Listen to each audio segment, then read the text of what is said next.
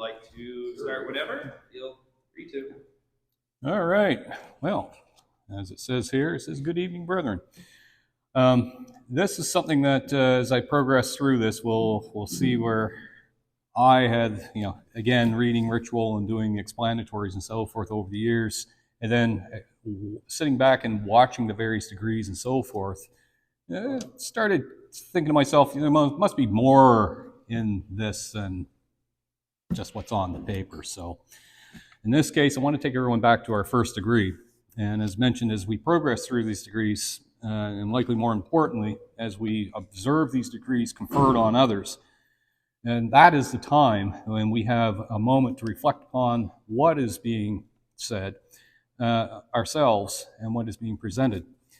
And I believe that is with hopes that the creators of our ritual, something within our ritual itself will attract our attention, and hopefully we'll reflect upon it, or in other words, research and discuss it. So tonight I'm going to present one of those such things that caught my attention while presenting the explanatory in the first degree quite some time ago. But first, the question of why you were neither barefoot nor shod in the first degree. And this we learn within our ritual. It was an ancient Israelite custom adopted among Masons, and we read in the book of Ruth concerning their mode and manner of changing and redeeming. To confirm all things, a brother plucked off his shoe and gave it to his neighbor, and that was testimony in Israel. So keep in mind that line concerning their mode of and manner of changing and redeeming. That is all the information that's provided in our ritual. Now, one should ask themselves, why did the creators of the work find it necessary to adopt this passage in such a way that results in circumambulating the lodge room with only one piece of footwear on? Is it for sheer entertainment? To annoy the candidate, perhaps? Our ritual, I feel, is similar to a trail of breadcrumbs, and again, I feel to truly get something out of it, and out of the craft in particular, we should endeavor to follow this elusive trail. This is what I found when I followed this particular one, the book of Ruth. Now, I'm sure many of you may be thinking, this perhaps is a long story or a book report. Question, does anyone know how many pages the book of Ruth is? Jim probably knows. How many pages, Jim? How many pages is the book of Ruth? How many pages is the book of Ruth? The book of Ruth. How many pages? Depending on the font size, Exactly. It's about 4 pages on average. So it's a very quick read. Doesn't take long. And there's many options and many ways to read it nowadays, thanks to the internet. And in my case, I probably got most of the New International Version versus the King James Version, because in a language probably few people speak any longer. So this made it much easier for someone like myself to make sense of, being somewhat linguistically challenged as I am. At any event, I'll summarize it, but I want everyone to look at the story's morals and parallel this to our Masonic philosophy. Then I'll have a couple of questions for the end. When we learn that when the judges ruled, there was a famine upon the kingdom of Judah. This caused Elimelech, the name's a little weird here, and Naomi, that couple, to pack up their 2 sons and move from Bethlehem, which is in Judah, to the kingdom of Moab. Unfortunately, Elimelech died, leaving Naomi with the boys, Mahlon and Chilion. The sons eventually married 2 girls from Moab, one named Orpah, and the other one, Ruth. That's what we're talking about. Ruth. So, 10 years later, the boys died. That was it for them. So it was just the ladies left over. At this point in time, Naomi heard that the food situation improved somewhat back in the kingdom and in Judah, and decided to return with her daughter-in-laws. Along the way, likely because Naomi felt that she has been punished for because of the or due to the loss of her sons, and the men in her life in this case. And knowing that those from the kingdom of Moab were generally detested in the kingdom of Judah, urged the two girls to return to each of their parents and go home and remarry. Orpah complied. Ruth, on the other hand, would not leave her side, stating, "Where you go, I go." When they arrived in Bethlehem, the town was surprised to see Naomi. When asked if she was Naomi, she'd been gone a long time and just wanted to make sure it was her, she exclaimed to everyone to call her Mara, as this name means bitter, as she was indeed bitter from the loss of her husband and her sons. Now, back on their land in Bethlehem, in the kingdom of Judah, it was time to deal with the usual bits of life, namely finding a redeemer for their land, and in these days it was truly a man's world, and to procure some food. Fortunately, the barley harvest was afoot. Ruth decided to head out and into the barley fields and glean some scraps that she could find on the ground, left over from the men who were busy harvesting at the time. However, the owner of one particular field showed up to check on the work and this particular owner who noticed her. Anyone want to guess who the owner of that particular field was? Boaz. Someone's do some rating. Boaz. Needless to say, Ruth's gleaning didn't go unnoticed by Boaz, this young woman picking up scraps of barley in the field. So, what happened next? Boaz inquired who she was and was impressed by Ruth's dedication by standing with her mother-in-law after what had all transpired. And not determined by her lineage, he then not only gave her permission to stay, he also provided her with bread and some roasted grain to feed herself, where she saved some leftovers for her mother-in-law, Naomi. Boaz advised her to stay within his field and further instructed the men not to bother her, and even going as far as telling the harvesters to leave some additional barley behind and pull them from their sheaths as necessary, to leave them behind for her to pick up. She was also allowed to drink the water left for the working men, which were filled by the women servants. Upon returning home that evening with the threshed barley in hand and the leftovers from her earlier meal, Ruth recounted the day's events to Naomi.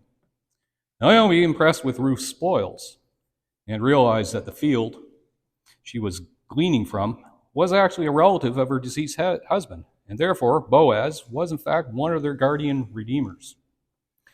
Naomi advised Ruth to seek work with his women servants. Since Boaz was a guardian redeemer, she would not be harmed, which may happen in someone else's field. Now, just to step out here a little bit, the Hebrew term guardian redeemer is actually a legal term, or was at the time, to someone who has the obligation to redeem, in this context, meaning to help in this context, to redeem a relative in serious difficulty, usually when the family line or possession of land was in danger of being lost. Naomi was a wise woman and devised a plan to get Ruth married off to take care of the land issue. She advised Ruth to put on her best clothing and some perfume, head over to the threshing room floor where Boaz was winnowing barley. Ruth's instructions were to wait until Boaz was finished eating and drinking and taking his nap. And due to the famine, Boaz actually slept with the grain and barley out on the threshing room floor to better deter thieves. After Boaz was asleep, Ruth was to enter and lie down at his feet. So all went according to plan, to which he then discovered Ruth, until he discovered Ruth was at his feet. Ruth explained to Boaz that he was her guardian redeemer and asked him to exercise his right of kinship and marry her. Boaz, once again impressed by that Ruth did not run off with any younger men, and accepts her proposal. And at this time, I'd like to point out that Boaz was, you want to guess how old Boaz was? Getting there. 80. You want to guess how old Ruth was? Divided by 2, 40. So Ruth stayed with Boaz until the morning, where Boaz explained that she must not be seen with him. Boaz then provided her with 6 measures of barley in her shawl where Ruth took her leave without being noticed by others. Ruth, of course, returned home and reported back to Naomi, where she assured Ruth, by her report, this issue would be settled today. Boaz then went to town to meet with the first guardian redeemer of Naomi's property and explain the situation. This redeemer agreed in front of 10 elders who were witnesses. Then Boaz further explained that he would have to marry Ruth, at which point the first redeemer, guardian redeemer, declined, as this might endanger his own estate because Ruth was a detested Moabite. She was from Moab. This left Boaz next in line. And not being deterred by Ruth's lineage, accepted. To seal the deal, the first guardian redeemer plucked off his sandal and gave it to Boaz. So why the sandal? The significance of this is without footwear, it's a long walk over the hard rocks and hot sands. Therefore, losing one's footwear is quite a sacrifice of comfort. This act by removing this piece of footwear and handing it over is essentially the same as the signature on a contract today. At this point, Boaz exclaimed to the elders, his witnesses, that he is purchasing the land from Naomi and marrying Ruth in order to maintain the name of the dead with the property. So ends the story of Ruth. Well, not so quite. Anyone want to wager or guess what happened next? So Boaz and Ruth did in fact get married, but it was shortly lived and only lasted one day. Although some counts seem to vary on that one, but generally, from what I've read, it seems to vary, and most seem to agree it's one day. Interestingly enough, the marriage did in fact yield a child. It must have been a great wedding night. The child's name was Obed, who inherited everything from Boaz and Ruth, therefore full title of the land and properties. And now ends the book of Ruth. So why this story? Why is it significant in our craft? The morals and philosophy likely, but stay tuned, there's a little bit more. It would often seem that in masonry, there's more to a story than what it appears simply on the surface. For those of you who are still with me, time for some Masonic genealogy. Ruth and Boaz, as mentioned, fathered a son by the name of Obed, who he fathered a son by the name of Jesse, who fathered, this should start sounding familiar, David, King David, who of course fathered Solomon. As I was going to say, the hint would be David's promise that in strength he would establish his kingdom in Israel. So King Solomon, who I'm sure needs no introduction. So the next time you find yourself standing on a porch with two brazen pillars, you might want to think of the story of Boaz and Ruth as they were King Solomon's great-great-grandparents. Now, I'm not saying that was the purpose of the name of that particular pillar. There's no conclusive proof of that either way. However, it should give one some pause, especially when you find yourself perhaps dressing in the morning, one shoe on and one off, and coming or leaving home. Perhaps a subtle reminder of the business in which Masons are engaged. So, what's the moral of the story provided by the book of Ruth? I like to think of it that dedication pays off, as demonstrated by Ruth's dedication to her mother-in-law, Naomi. And what about her Masonic philosophy? As Naomi and Ruth had lost their husbands and Boaz was a relative of Naomi's deceased husband, is this not akin to the relief of widows and orphans that we Masons are bound by? Are we not, in fact, ourselves guardian redeemers in some fashion to each of our brethren and families? Think of this story the next time you hear to better assist the relief of a distressed worthy brother, his widow, and orphans. Or perhaps the line, remember that these generous principles are to extend to all mankind who have a claim upon our kind office. Brethren, that's it. Thank you very much.